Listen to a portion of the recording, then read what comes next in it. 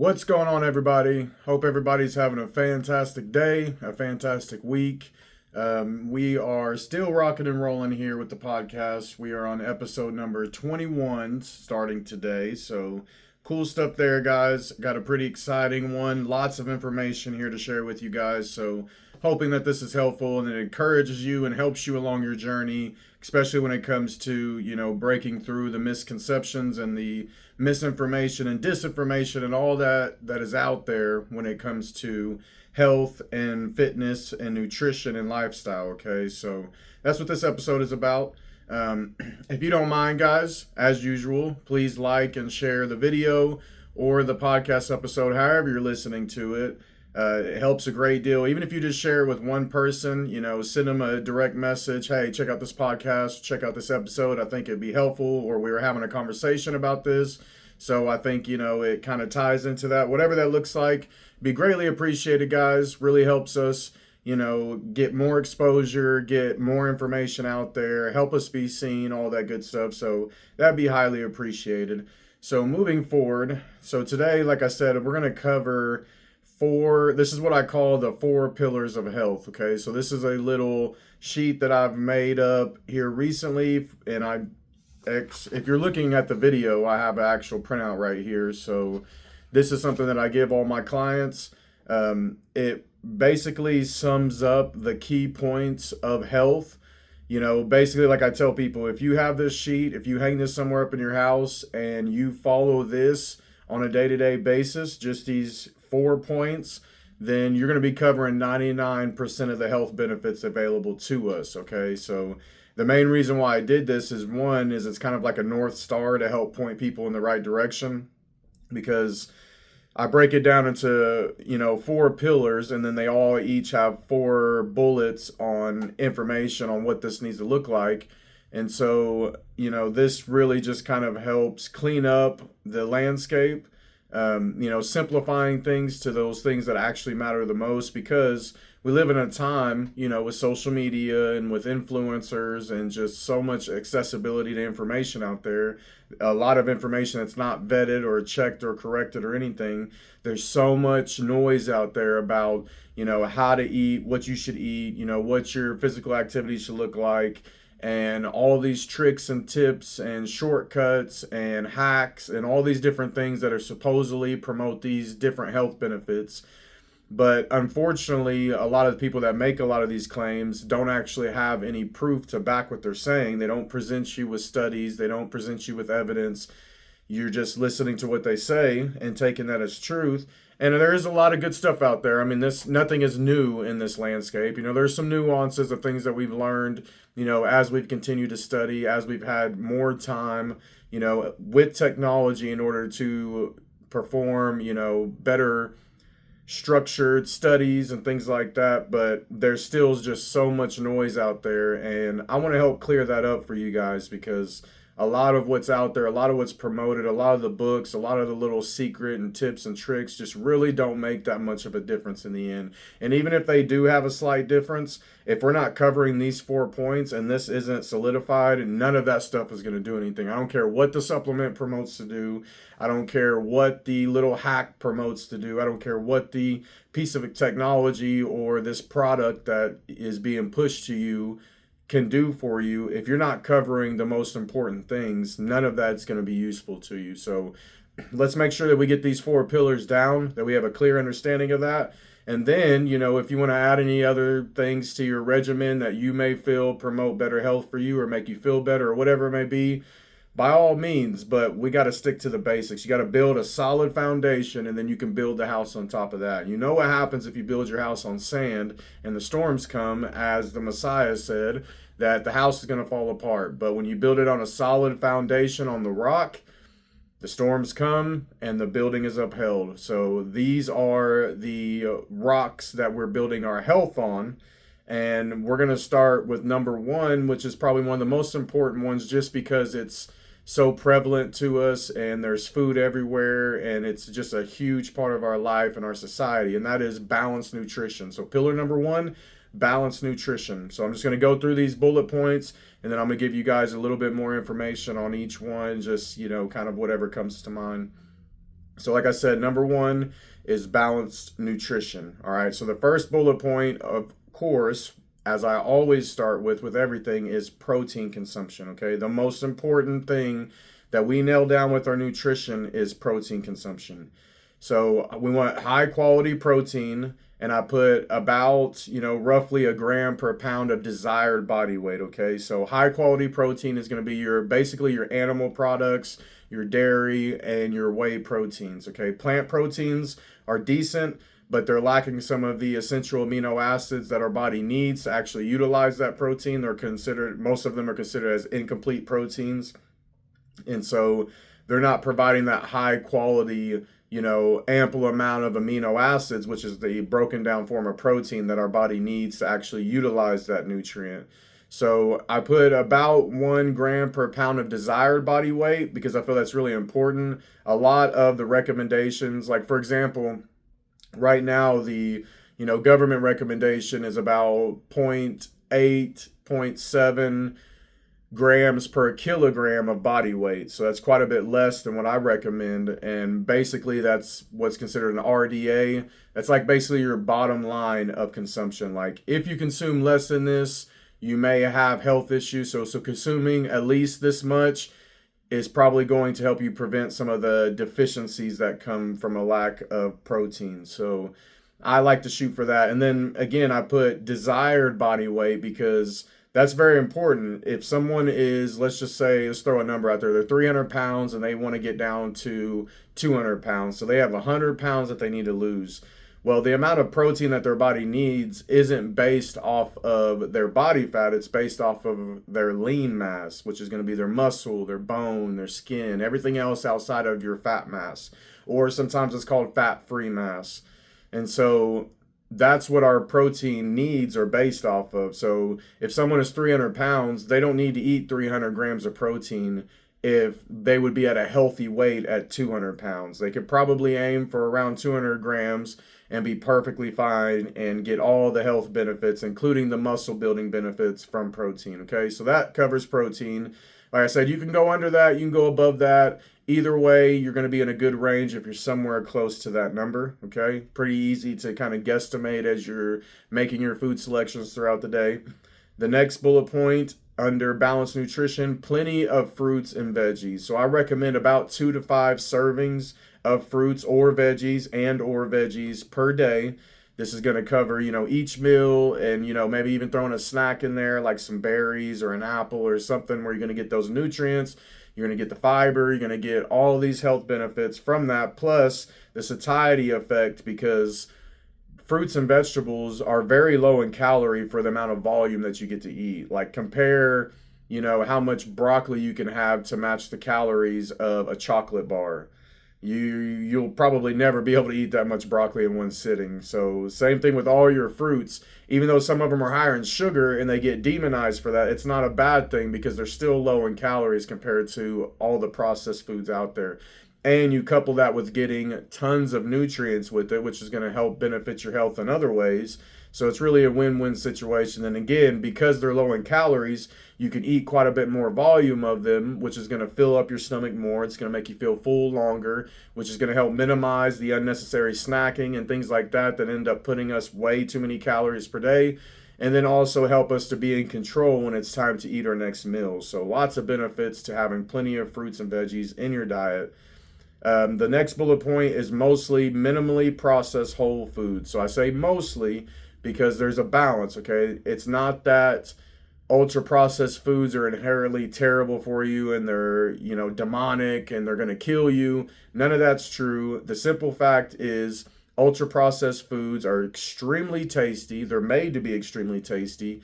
And because of usually the fat and carbohydrate balance between the two of them are so high, it's super tasty and super high in calories. So it's easy to eat a ton of ultra processed foods, get thousands of extra calories without even really realizing it. I mean, if you look at, like, say, for example, movie popcorn, like you go to the movies and eat a large popcorn, like between the butter and then the popcorn itself, mainly the butter, you're getting way more calories than it's going to feel like you ate at the end of the day. Or you go to the restaurant and you get chips and salsa. You can eat a ton of chips, which are super high in calories, and not even really feel like you ate anything and still eat your meal afterwards, and you got 600-700 calories worth of chips in your belly.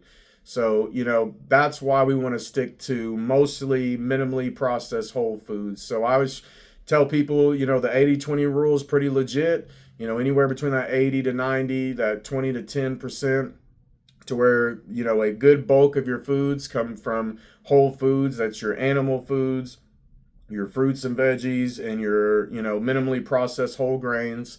And then, that 10 to 20%, you kind of fill in those extra calories that you have left over with some of the fun foods that you enjoy, right? If that's like coffee creamer, a little snack here and there, whatever it may be, as long as you have the calories for it to where it's not going to be moving you away from your goal, but towards your goal, it's absolutely fine to add in some of those fun foods in there. But we want the bulk of our food to come from real food, whole foods, because that's what's going to provide the nutrients our bodies need to thrive and to optimize performance in the gym or in life in general. It's going to keep us fuller longer. So again, less snacking, less overeating. It's going to help control our blood sugar. It's going to help control our, insulin levels, our cholesterol, everything, all of the things that we're constantly worried about when we go to the doctor.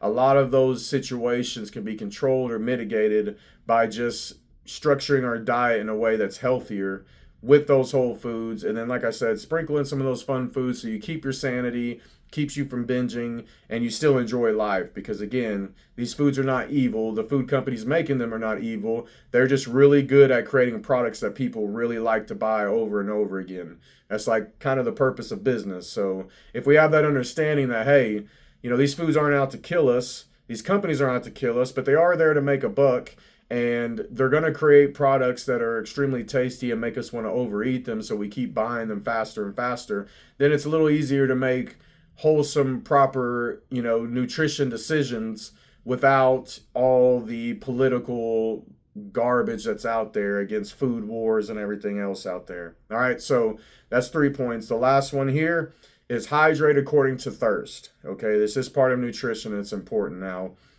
hydration is one of those things that's been way overblown. You need 8 glasses of water per day. You need to drink a gallon a day. All these are made up. There's no certain amount for any given person. There's so many different things that affect our hydration and what we do need and what we don't need. Your body size, the amount of muscle mass that you have, your activity levels. There's many things that affect it. How much you sweat per day, if you exercise or not.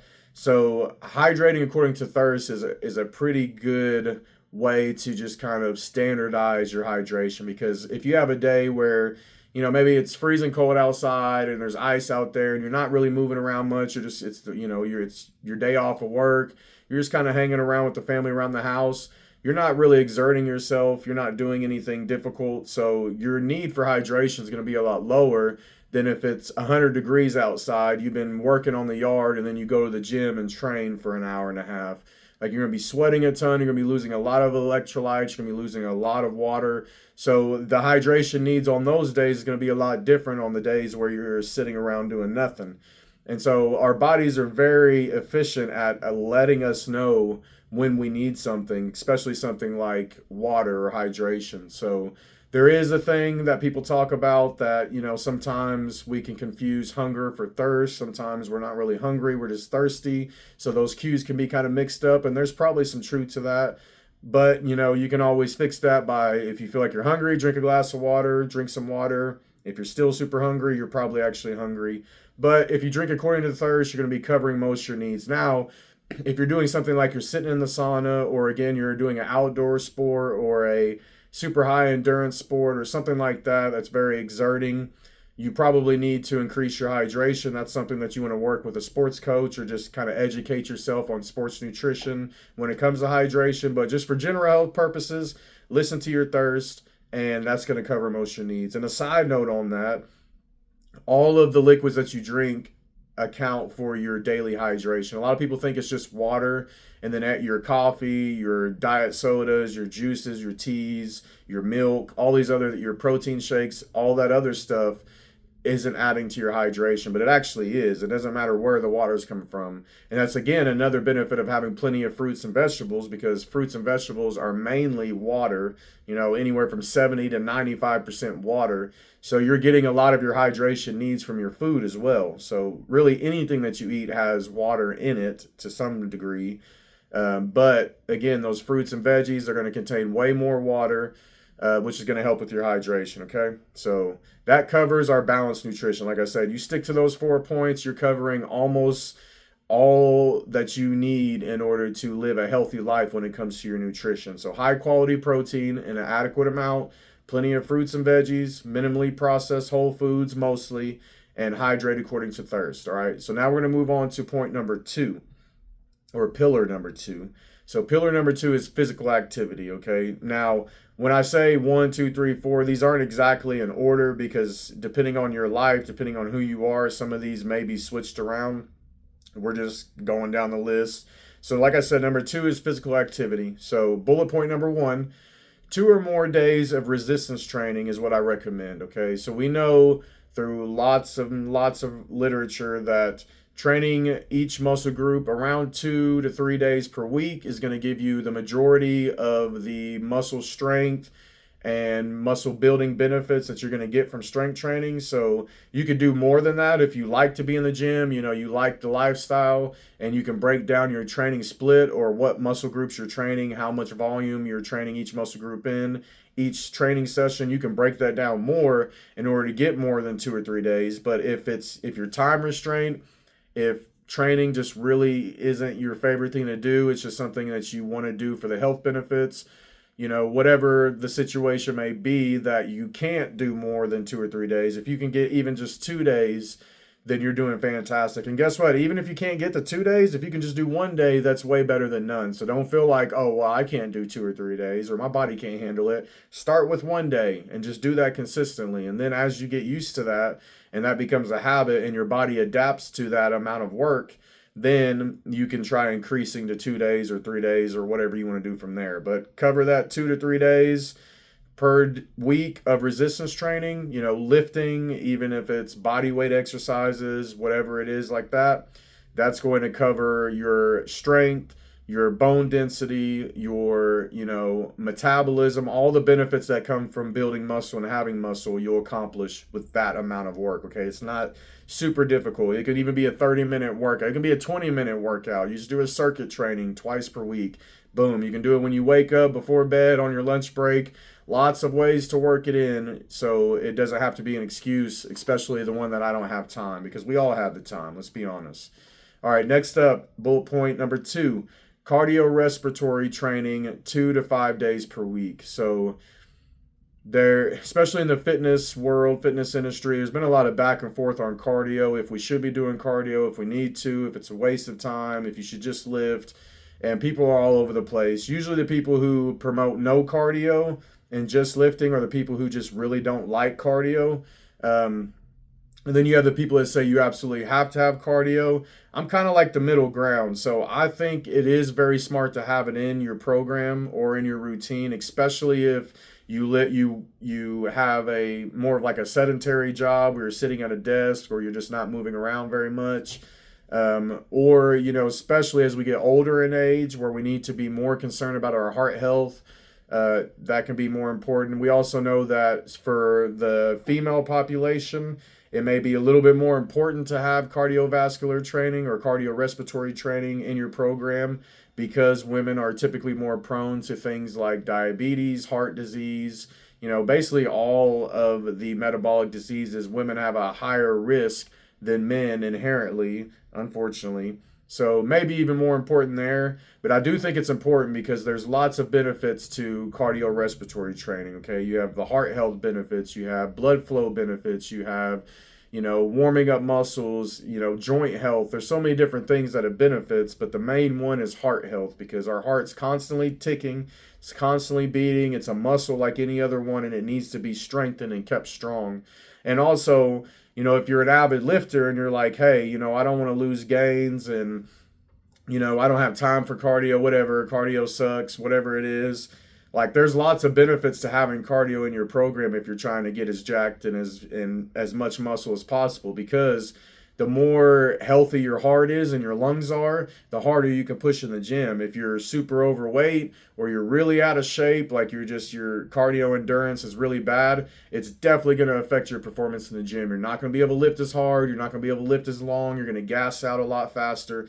But if you're adding in some cardio a couple times per week, you're keeping your lungs strong, your heart strong, your endurance higher, so you can really push and get as much output in the gym as possible. So no matter who you are, there's benefits to that, but especially if you're a sedentary person. Now, if you happen to be someone who works like a super physical job, like a server, like at a restaurant, or a construction job, something where you're getting lots of steps, lots of body movement, whatever it may be of that measure, then you can mess around with how much physical activity you need. But especially if you don't get a lot on a day-to-day basis, this becomes very important.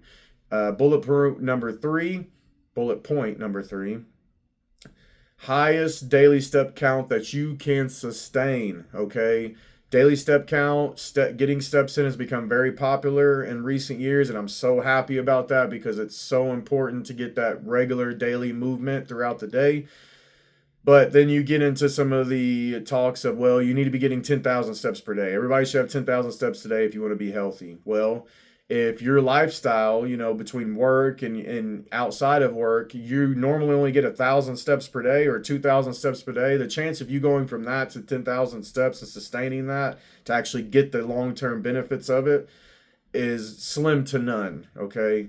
So start where you are, and then add some to that to where you can sustain it. Now, it doesn't mean it's going to be easy. You may have to actually put in extra effort to get to your step, but something that that you can manage each day.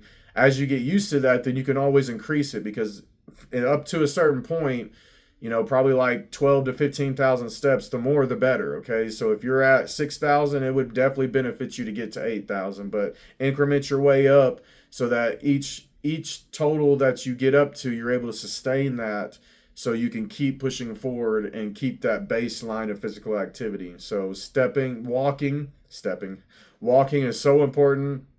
So many different benefits that we're not going to get into right now, from digestion to blood pressure to blood sugar to so many different things, but for muscle recovery from the gym. So getting those steps in, guys, super important.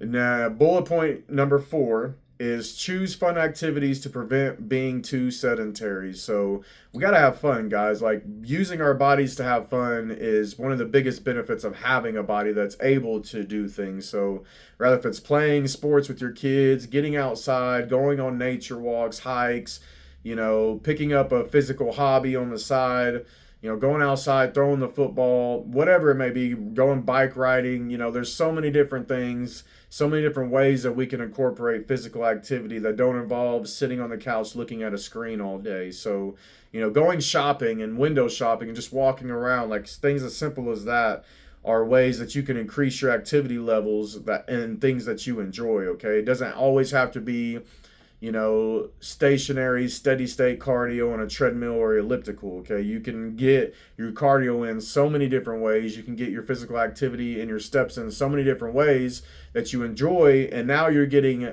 multiple benefits, not just from the physical activity itself, but the mental benefits of enjoying what you're doing and getting more enjoyment and fun into your life, all right? So that covers pillar number 2, physical activity. Again, I'll recap. So 2 or more days of resistance training per week, cardiorespiratory training 2 to 5 times per week, or 2 or more times per week, just put it like that. Highest daily step count that you can sustain over a long period of time, and choosing fun activities to prevent from being too sedentary, all right? So pillar number 3, all right? This is probably one of the most problematic ones we have in our society, especially for busy parents and just busy individuals in general, and that is quality sleep, okay? Not just sleep, but quality sleep, all right? So bullet point number 1 on quality sleep: aim for 7 to 8 hours each night of sleep, all right? This is very, very difficult for a lot of us, again, especially for the busy people who have so much going on inside and outside of work and life and everything else, but it is highly beneficial for you to aim for that much sleep, because we need a certain amount of time for recovery to, replenish the body, to heal things, to get rid of diseased and defected cells in the body, like so many different things that happen while we're sleeping. So if we get around that 7 to 8 hours, we're really maximizing all the different sleep cycles if we're getting quality sleep during that 7 to 8 hours. So that's what these next ones are going to emphasize on how to get quality sleep. So bullet point number 2, good sleep hygiene. So sleep hygiene is basically the things you do to promote good sleep. So keeping your room as dark as possible, keeping it a little bit cooler so you're not sweating, because our bodies get into deeper sleep when our bodies are able to cool down. That's why most of us sweat when we sleep. Our body's trying to cool down to get into a deep sleep.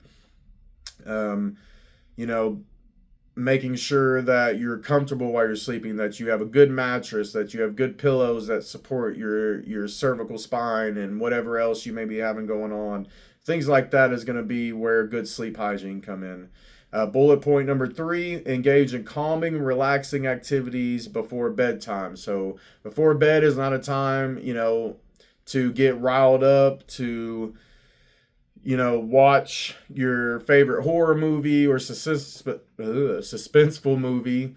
It's not the time to, try to binge watch your series on TV, because all of those things are keeping you engaged. It's going to keep, your cortisol levels higher. It's going to keep basically all of your stay awake and stay moving hormones active, rather than melatonin and those things that typically get released as it's time to wind down and go to bed. It kind of helps our body get into that state of being ready for a restful sleep. So we want to be relaxed as we're going to bed. Things like stretching, reading a book, meditating, praying, having a peaceful, calm conversation with somebody, not something that gets you all riled up before you go to bed. Again, this can be a hard one, especially for parents, especially for busy people who are always trying to take care of, work outside of work. It can be difficult for a lot of us. And so as long as we're working towards these things, we're going to be constantly reaping better benefits the better we get it at our sleep. And the last bullet point is limit blue light exposure before bed. So I'm not really as big into like the whole red light, blue light thing that a lot of people kind of get fixated on. But there is some pretty decent literature showing that blue light might be an issue. Something about the way that it, causes cortisol to stay higher, causes, again, a lot of those wake up hormones to stay being released in the body rather than our wind down, relaxing hormones, which makes sense because blue light basically emulates sunlight to a degree. And so it's almost like you're continuously looking at the sun. Well, if we lived in nature, we didn't have artificial lights, our sleep schedule would be based on daylight. So back in those days, during the day, they got all their work done. They took care of business. As evening came, they started winding down, maybe by the fire. And then nighttime, you put the fire out, you go to bed because it's too dark to see. There's too many dangers out there.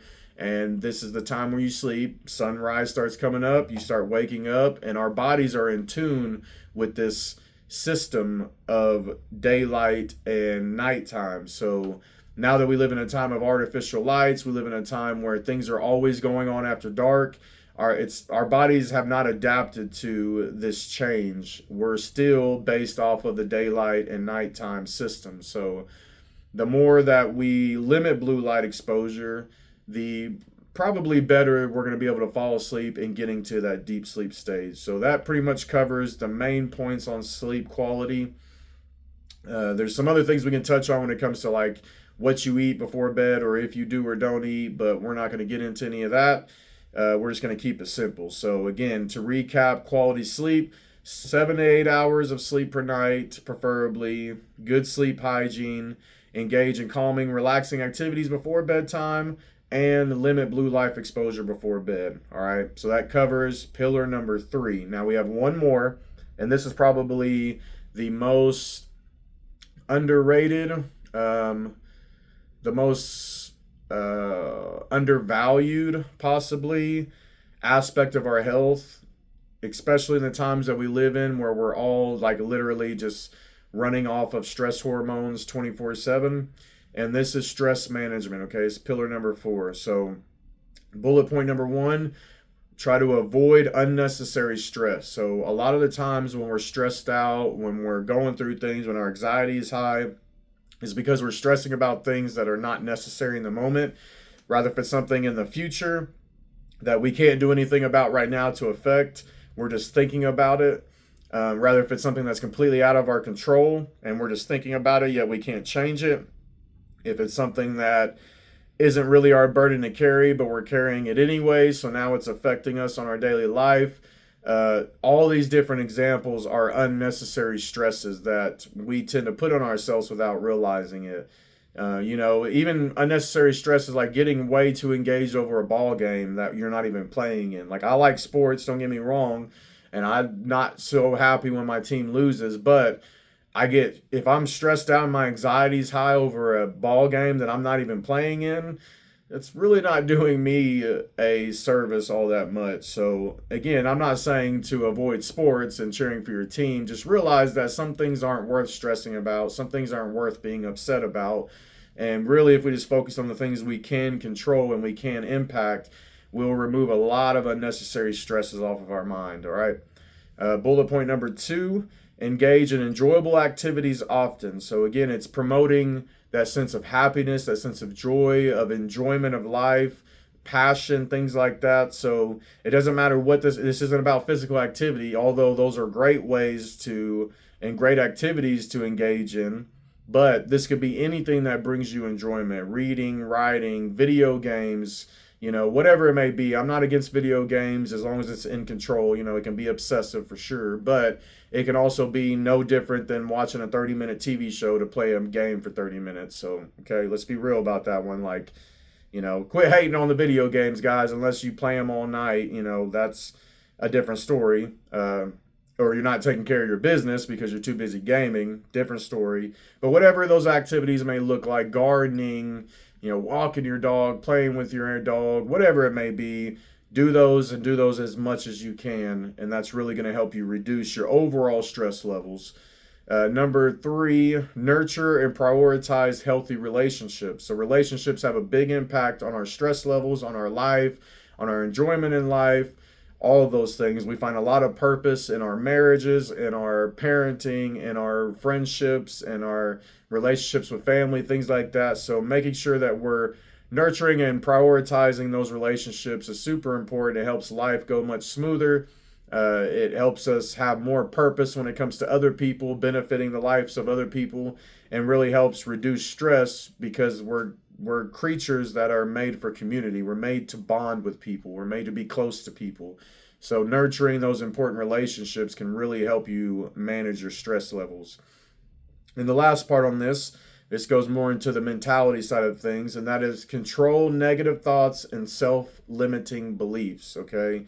So we have to take our thoughts captive, as Paul says in the Bible. We need to be very attentive to what we allow our minds to think about, what we allow our focus to be hinged on, okay?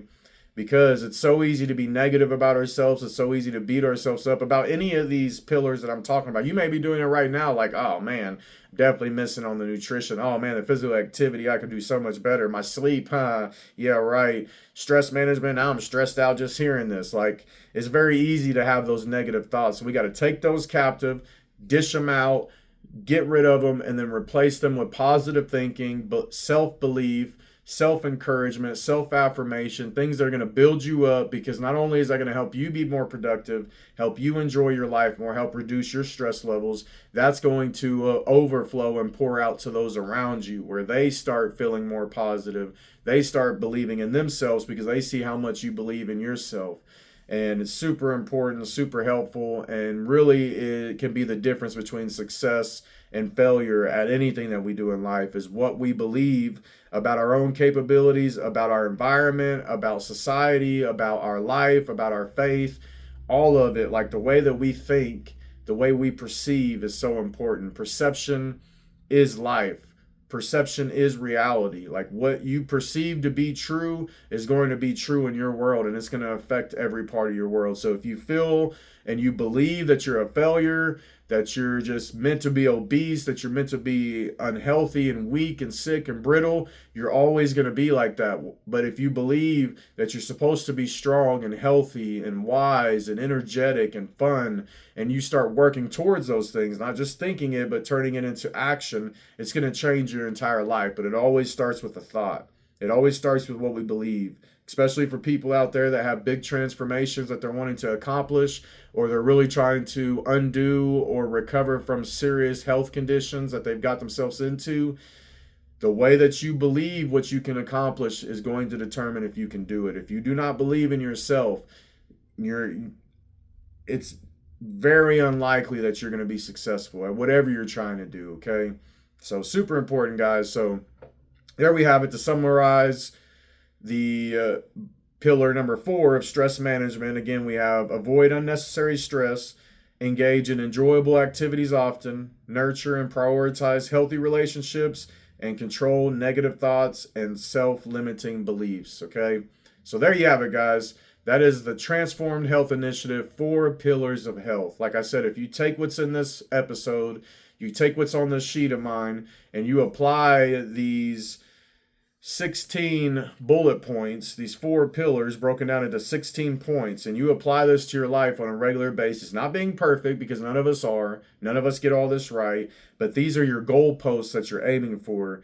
Your quality of life is going to be so much better. Your health, your physique, everything is going to be so much better. Your relationships, your outlook on life, your purpose, your passion for life is going to improve so much. And like I said, following these principles, about 99% of the health benefits that you can get are going to be accomplished right here, okay? Now, we can get into more finer details like, energy balance, calories in, calories out. We can get into, exactly how much physical activity, what heart rate zone we need to be in. We could get into more of the, nuances as far as sleep quality and how to improve that, and supplementation you can take to help. We can, talk about all the other types of stress management skills stress management tactics like counseling, so many different things out there. But again, sticking to these 16 principles, you're going to cover 99% of the benefits you can get from prioritizing your health and fitness and wellness. All right. So you guys, please utilize this information. Save this episode, download it so you can re-listen to it however many times you need to. Write it down, take notes. I'm encouraging you to steal my information and my hard work that I've compiled here, just so you can use it to your benefit and you can share it with other people, because I guarantee you know at least 5 people around you who are having the same questions, the same doubts, the same concerns, and the same issues in their journey. And you may be able to help them and encourage them to focus on the things that actually make a difference. Because like I said at the beginning of the episode, there's so many other products out there. There's so many tactics and hacks and secrets and all this stuff out there that might have a minor, slight health benefit. But if we're not taking care of these 4 points, if our nutrition and our physical activity and our sleep and our stress management are not being locked in, none of that stuff is going to matter. Like, people get all hyped up on, artificial sweeteners. They get hyped up on the food dyes. They get hyped up on, what's in the tap water, what's in our oxygen that we're breathing in, what's in the food, the certain chemicals and, products that are in these different food items and stuff. We get so hyper focused on these things and miss the meat of the subject. We miss the most important foundational points for all of the fluff on top. Okay, so let's stick to the basics, and then if you want to add anything onto your program and onto your lifestyle to enhance it even more, then absolutely, guys, go for it. But if we just start here, and even if we just stayed here, we are guaranteed to win on purpose in nearly every aspect of our life, because these 4 points are going to affect everything that we touch, everything we see, everything we think, and everything we do. All right. So whatever you guys do with this information, make sure starting today you do something good for yourself, something good for your health, something good for those you care about, and whatever you do, make sure you win on purpose. Talk at you next time.